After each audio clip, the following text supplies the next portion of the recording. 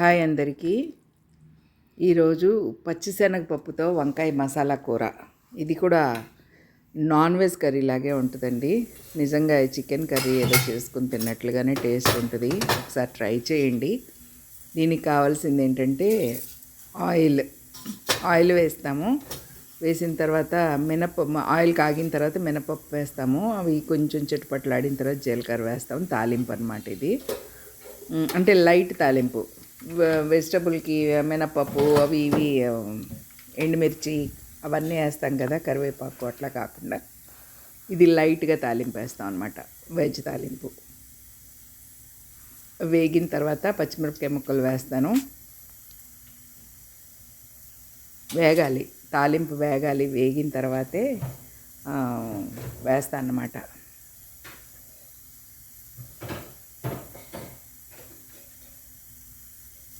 ఇలాంటి కర్రీస్ అన్నీ చేసుకుని తింటూ ఉంటే చాలా బాగుంటుందండి. వెజ్ కర్రీస్ కూడా నాన్ వెజ్తో పోటీ పడేలాగా ఉండే కర్రీస్ అన్నమాట ఇవి.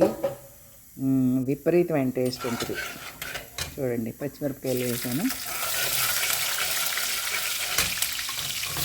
ఉల్లిపాయ ముక్కలు, పచ్చిమిరపకాయలు కొద్దిగా వేగాక ఉల్లిపాయ ముక్కలు వేస్తాము. ఒక ఉల్లిపాయ కట్ చేసి ఆ ముక్కలు అయితే సరిపోతాయండి. అవి సగం వరకు వేగాలి, పూర్తిగా వేగిపోవద్దు. పూర్తిగా వేగిపోకుండా జస్ట్ కొంచెం సగం వేగిన తర్వాత ముందుగా కట్ చేసి పెట్టుకున్న వంకాయలు బాగా కడుక్కోవాలండి. తీసుకోవాల్సిన జాగ్రత్త ఏంటంటే వంకాయలకి పైన పురుగు మందులు ఎక్కువ జల్లుతారు.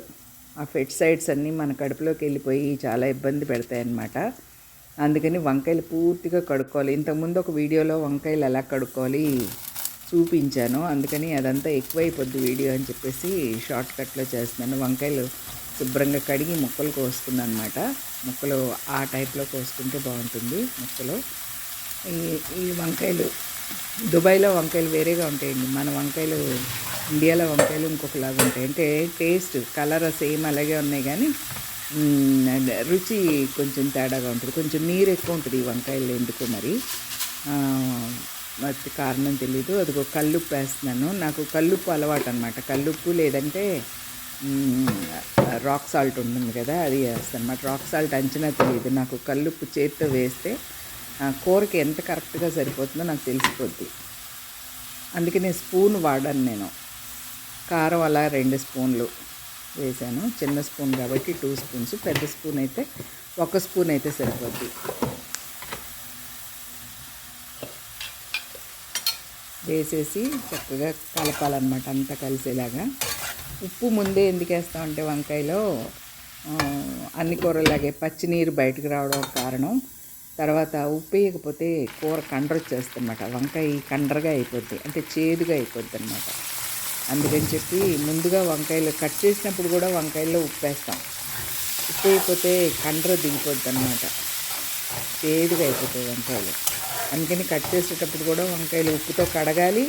ఆ వంకాయ ముక్కల్లో నీళ్ళల్లో వేయాలన్నమాట. ముక్కలు కట్ చేసి నీటిలో వేయాలి. ఆ నీటిలో కూడా కొంచెం ఉప్పు వేసుకుంటాం. దానివల్ల ఏంటంటే కండ్ర రాదు మనకి.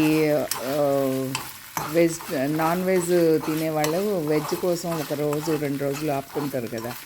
అలాంటప్పుడు నాన్ వెజ్ లేక వాళ్ళకి కొంచెం ఇబ్బంది పడుతుంటారు అన్నమాట భోజనం చేయడానికి. అలాంటప్పుడు ఇలాంటి కూరలు పెడితే వాళ్ళకి నాన్ వెజ్ తిన్న ఫీలింగ్ వచ్చి చక్కగా భోజనం కంప్లీట్ చేస్తారనమాట. పిల్లలు కూడా నాన్ వెజ్ బాగా ఇష్టపడిన వాళ్ళు వెజ్ కర్రీస్ కోసం ఇష్టపడరు.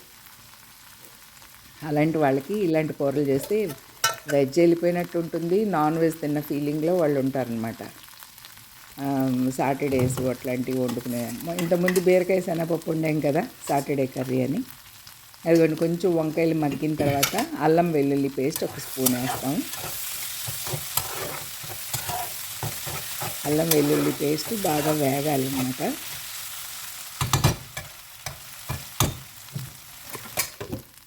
బాగా వేగిన తర్వాత కొంచెం మళ్ళీ మూత పెట్టి కాసేపు ఉంచుతాము.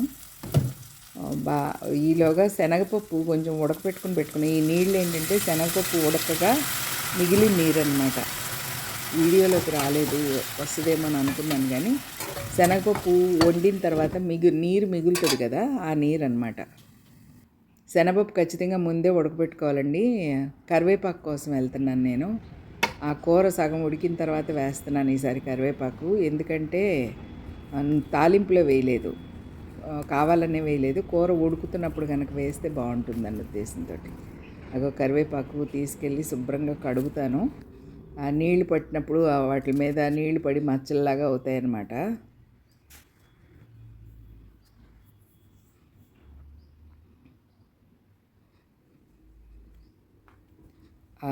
నీళ్ళు ఆ మచ్చలన్నీ శుభ్రంగా కడిగానమాట. కెమెరా చేత్తో పట్టుకుని వెళ్ళాను కదా, శుభ్రంగా కడిగి ఆ కరివేపాకుని ముక్కలుగా కట్ చేసుకుని తుంపాను, చేతితోటి తుంపి వేసాను అన్నమాట. ఆ స్టేజ్లో వేస్తే వంకాయకి బాగా కరివేపాకు స్మెల్ పడుతుందన్న ఉద్దేశంతో అట్లా వేసాను అన్నమాట. అదిగోండి శనగపప్పు, ఉడికిన శనగపప్పు. ఈ శనగపప్పు ఏంటంటే మనకి ఎక్కువ వండామనుకోండి, ఎక్కువ కూర చేసామనుకోండి, గరం మసాలా పౌడర్ వేసాను. మనం ఏదైతే చికెన్లో మటన్లో గరం మసాలా పౌడర్ వేసుకుంటామో అదనమాట. ఈ శనగపప్పు ఉడకపెట్టినప్పుడు కొన్ని నీరు వస్తుంది కదా, ఆ నీరుతోటి చారు చేసుకుంటే చాలా బాగుంటుందండి. కృష్ణా జిల్లాలో మ్యాక్సిమం అందరికీ తెలుస్తుంది. బూరెలు వండినప్పుడు లేకపోతే ఇలాంటి శనగపప్పు కూరలు వండినప్పుడు కొంచెం పెద్ద కుటుంబాలు ఉండేవి కాబట్టి ఎక్కువ పప్పు వేస్తారు. ఒక 1/2 కేజీ పప్పు దాకా ఉడకబెడితే ఆ నీరు వస్తుంది. అందులో ఒక 1/2 కిలో నీరు వస్తుంది, 1/2 లీటర్ నీరు వస్తుంది. ఆ నీరుతోటి చారు పెట్టుకుంటారండి. అబ్బా ఎంత బాగుంటుందంటే అంత బాగుంటుంది. చక్కని టేస్ట్, ఒకలాంటి డిఫరెంట్ టేస్ట్ అనమాట. ఆ చారుతో పెట్టుకుని శనగచారు అంటారు దాన్ని. నిజంగా అద్భుతంగా ఉంటుంది. ఇది ఏంటంటే కొంచెం కొంచెం వస్తాయి, మనం కొంచెం వేసుకుంటాం. ఇప్పుడు ఒక 1/2 గ్లాస్ పప్పు వేసాను, 1/2 గ్లాస్ పప్పులో నీళ్ళు ఏమొస్తాయి మనకి. అది కొంచెం చూడండి, వంకాయ ఉడికిందా లేదా అని చెక్ చేస్తున్నాను. ముక్కలు ముక్కలుగానే కనిపిస్తున్నాయి కానీ వంకాయ ముక్కలు ఉడికిపోయినాయి అనమాట.